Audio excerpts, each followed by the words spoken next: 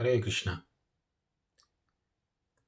So today we are going to discuss Vaishnava Calendar, some basics of Vaishnava Calendar.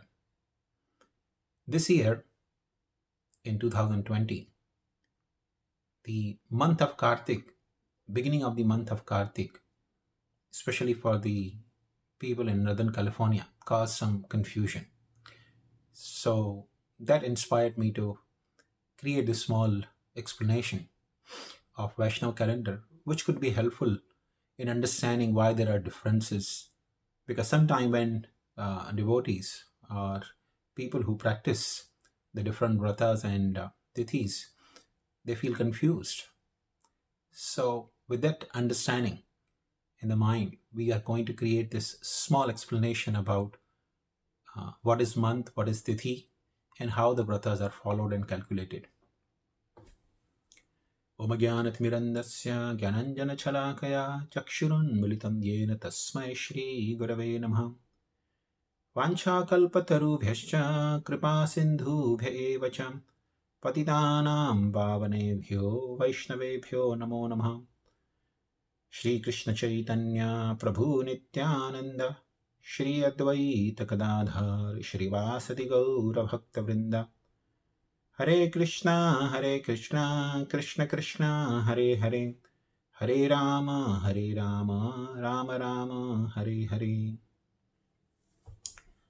Hare Krishna. So, Vedic calendar, the months, tithis, and varas. These are the three things which are very prominently everyone uses in their day-to-day life. So let's try to understand first of all month. Now many of the people or many of the devotees even may not know that month in Vedic culture is calculated in two different ways. So there are two ways current of month calculations. One is called Purnimat, another is called Amananta or Amavasya prominent. So when you say Purnimat month, that month ends with the full moon day. That is the day of Purnima. And the month begins with the waning new moon day. That is, waning moon is called Krishna Paksha. The entire month is divided generally in two pakshas, the two parts, 15 days each. One is called Krishna Paksha, other is called Shukla Paksha. So, in the Purnima system, the month begins with Krishna Pratipad. Pratipad is the name for the first tithi after Amavasya. The first day that comes is called Pratipad or Pratipada. So, Krishna Pratipad is the first day of the month in the Purnima system. And Purnima is the last day. And conversely, in Amavata system, in Amanta system, the month ends on the day of Amavasya. That is the dark moon, when there is no moon visible in the sky. And the month begins the next day of it, that is Shukla Pratipada, the first day of the waxing moon. Now, in Gaudiya Vaishnava tradition, we follow the Purnima system. The Purnima is considered the last day of the month. And the following day is generally considered the first day of the month. Now, this year, we had some confusion. Now, the Sharad Purnima, that means the full moon day, was on the 30th of October, especially for the Northern California. But, so naturally the Kartik month should have started on the 31st of October. But the Kartik month started only on the 1st of November. And sometimes, many devotees actually, ask question, why is like that? When Purnima was on the day of 30th October, then the month should start next day. Sometimes the devotees even have confusion. The month generally begins on the Sharad Purnima, but that's not true. The month always begins on Pratipad day. So let's come to the Tithi now. understanding the Tithi, why there was a gap of one day when the Sharad Purnima was on the 30th of October, 31st October not being the first day of Kartik month. 1st November was the first day of the Kartik month. So let's try to understand Tithi. So here is some basic calculations. Here you can see in the screen. On the 30th of October for Sacramento, California, at the time of sunrise, that is 7:37 in the morning, the Tithi that was prevalent was Purnima, and that was left 91.19%. That means just 9% of Purnima Tithi had expired and 91% was still supposed to go. And that was at the time of sunrise. 7:35 was the sunrise in the morning.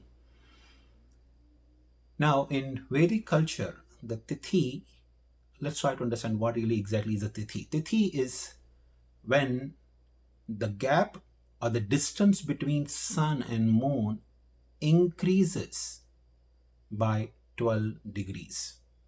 So you see in the sky, all the planets are rotating, including sun and moon. That's a different thing in the modern science. They say sun is stationary and everything are moving around the sun, which is not supported by the Vedas. So sun and moon, they are rotating in their own orbit in the sky. And their relative motion causes distance between the two planets. The distance when increases by 12 degrees, that is called one Tithi. Now sun moves every day 1 degree and moon moves 13.33 degrees every day. So that causes a distance of 12.33 degrees on daily basis. So approximately when exactly 12 degrees distance is increased between sun and moon, that is during Shukla Paksha it will be increasing and during Krishna Paksha it will be decreasing. So when the distance is changing by 12 degrees between sun and moon, that is called one Tithi. So here you can see on 30th of October for Sacramento, California, Purnima was 91.91% left.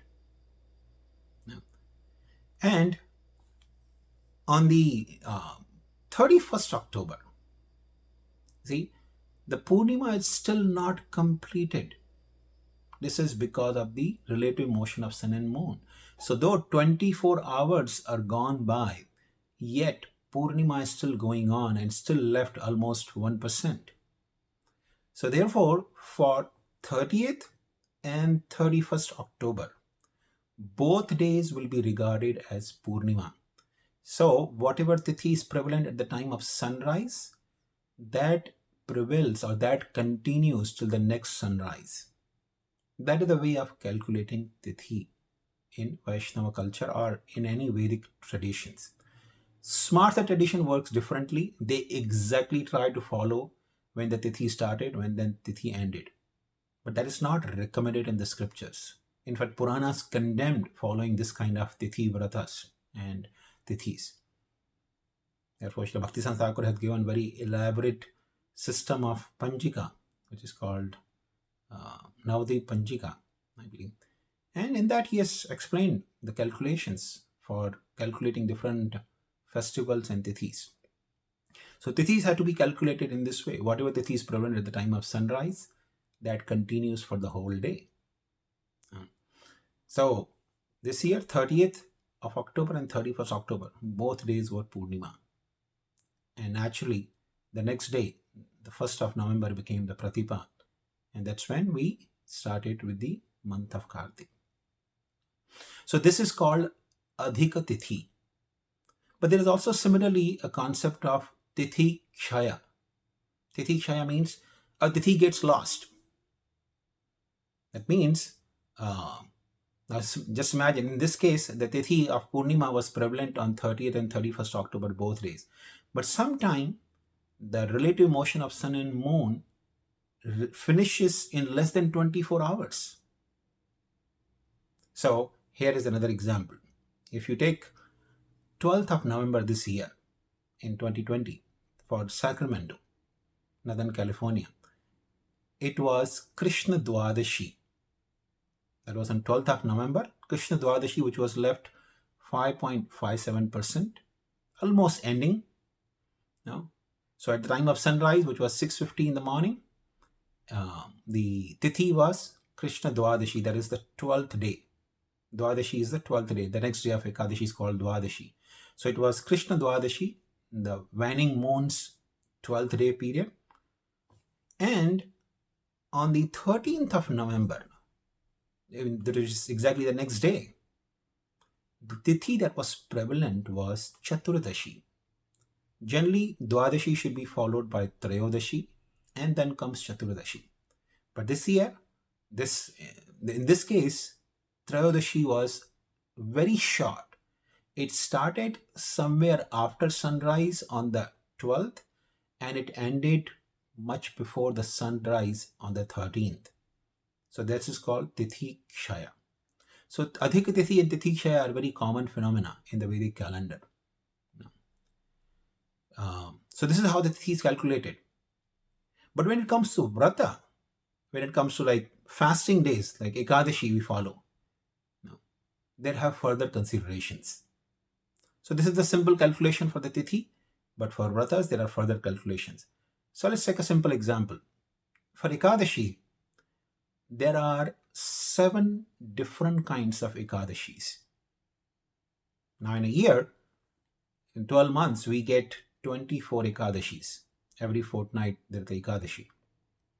So we get 24 Ekadashi. When there is a Adhik Maas, like this year there was a Adhik Maas, there will be 26 Ekadashis. But all those 24 or 26 Ekadashis fall under the category of 7 different kinds of Ekadashi, and each kind has a name. So the 7 kinds of Ekadashis are, first of all, Shuddha Ekadashi. Second is called Vidha Ekadashi. Third is called Unmilina Ekadashi. Fourth is Vyanjali, Trisparsha, Jaya and Vijaya. These are 7 kinds of Ekadashis. Just to, the scope of discussing all these 7 kinds of Ekadashi is beyond this session, but just to give a small example. So Shuddha Ekadashi, for example, is normal Ekadashi. That means today at the time of sunrise, Tithi prevalent is Ekadashi, and tomorrow at the time of sunrise will be Dwadashi. No problem, no confusions. It's called Shuddha Ekadashi. Vidha Ekadashi, for example, we just take this one example. Vidha means in Sanskrit is called piercing or wounded. So Vidha Ekadashi means the Ekadashi that is pierced by some other Tithi, especially the Dashmi Tithi, the previous day of Tithi. So what does it really mean? So this means the Ekadashi is still prevalent today at the time of sunrise. But it has very close proximity with Dashmi. And close proximity is judged with 2 Muhurtas, that is, to be precise, 96 minutes. So if the Ekadashi started within 96 minutes of sunrise, that means before sunrise, 96 minutes. No? So that technically speaking, Brahma Muhurta. If Ekadashi started after Brahma Muhurta started today, that would be considered Vidha Ekadashi, pierced by Dashmi. And that kind of Ekadashi is not considered suitable for fasting. So in such cases, the Vaishnavas fast on the next day of that Ekadashi. So though it was Ekadashi today, but it's not suitable for fasting. The fasting is on the next day. So similarly, there are different considerations, different calculations for each and every Ekadashi. So when you see sometime in some Vaishnava Calendar apps, why there is so much confusion? Know for sure that because of these different calculations, there is difference. In different time zones, there will be definitely difference. But I'll tell you something interesting. Even if you're in the same time zone, there could be still difference. Here's another example. So here you see in the case of month of Kartik. So for Sacramento, as we said, 31st of October, you can see in the screen, was Purnima, which was 0.81% left. But for the Portland, which comes in the same time zone, little north of California, Portland, Oregon, the month of Kartik started actually on 31st of October. Just take a look at the time of sunrise, which was 7:54 in the morning for Portland.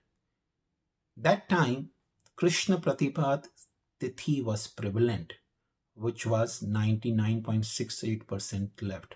That means the Tithi had just started before sunrise. So for the Portland, month of Kartik started on 31st of October. Same time zone, yet there is a difference. So such differences sometimes do occur and should not cause any confusion. So this was the simple effort to explain that vratas, tithis sometimes vary even for the same time zone. So the best course for us is, it's very difficult for us to go through all those calculations. There are so many, devotees or Vaishnavas who have created wonderful apps. Take the help of that app and rely that they have done their homework and created this app taking account of all these calculations. Thank you very much. Hare Krishna.